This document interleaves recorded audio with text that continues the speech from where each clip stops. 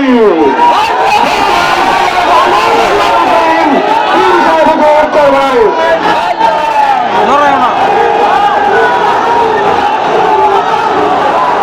আলহামদুলিল্লাহি ওয়া কাফা সালামুন আলা ইবাদিহিল্লাযীনা ইসতাফা আম্মা বা'দ। আউযু বিল্লাহি মিনাশ শাইতানির রাজীম। বিসমিল্লাহির রহমানির রহিম। যাহারাল ফাসাদু ফিল বাররি ওয়াল বাহরি বিমা কাসাবাত আইদিন নাস। সাদাকাল্লাহুল আলিয়্যুল আযীম। জাআল হাক্কু ওয়া জাহাকাল বাতিল ইন্নাল বাতিলা কানা যাহুকা। সবাই দুরূদ শরীফ পড়ি। আল্লাহুম্মা সাল্লি আলা মুহাম্মাদ ওয়া আলা আলি মুহাম্মাদ সাল্লাল্লাহু আলাইহি ওয়া আলা আলিহি ওয়া আসহাবিহি ওয়া বারাক।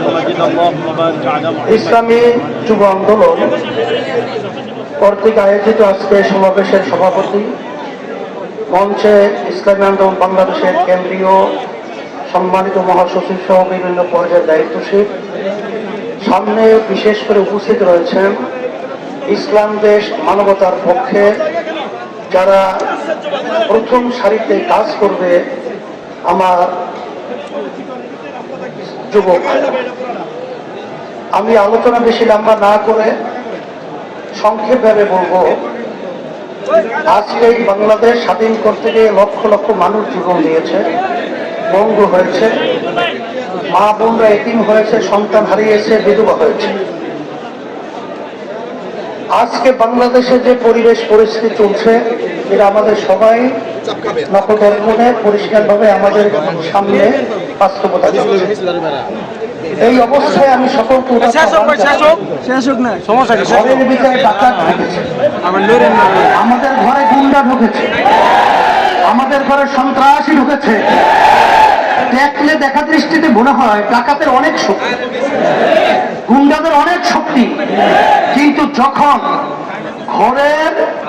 যখন যারা নাকি মালিক থাকে, যখন তারা শব্দ করে কেড়ে, তখন কিন্তু গুন্ডা পালাবার জায়গাও আসলে তালাশ করে পায়।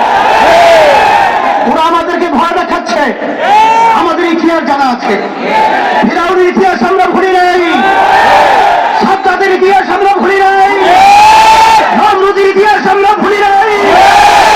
আজকে আমাদের ভাইদেরকে, আমাদের মা বোনদেরকে এরকম ভাবে ঠান্ডা মাথায় পাখির মতো গুলি করে হত্যা করবে, আর আমরা ঘরের মালিককে বসে বসে দেখবো, তাহলে ওকে পারে না।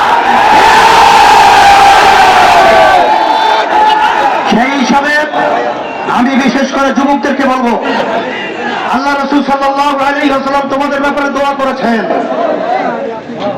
আর তখন বুড়ারা বিরোধিতা করেছিল ইসলামের বিরুদ্ধে। আজকে যুবকরা একত্রিত হয়েছে, আজকে ছাত্ররা একত্রিত হয়েছে,